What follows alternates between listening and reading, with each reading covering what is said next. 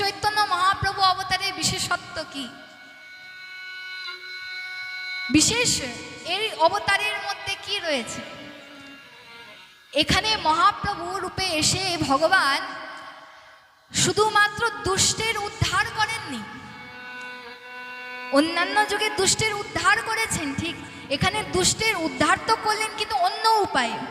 কোনো অস্ত্র শস্ত্রের দ্বারা তো দুষ্টের সংহার করেননি। প্রথমত এখানে কোনো অস্ত্র নয়, শাস্ত্রের দ্বারা উদ্ধার করলেন মহাপ্রভু। কোনো অস্ত্রের দ্বারা দুষ্টের উদ্ধার করেননি, শাস্ত্রের দ্বারা, নামের দ্বারা, প্রেমের দ্বারা করলেন প্রথমত। আর দ্বিতীয়ত অন্যান্য অবতারে এসে দুষ্টের সংহার করে দেন। এখানে তো মহাপ্রভু রূপে এসে ভগবান দুষ্টের দুষ্টত্বেরই সংহার করে দিয়েছে। দুষ্টের মধ্যে, অসুরের মধ্যে যে অসুরত্ব রয়েছে, সে অসুরত্বকেই সংহার করে দিয়েছে, অসুরত্বকেই বধ করে দিয়েছে মহারাজ।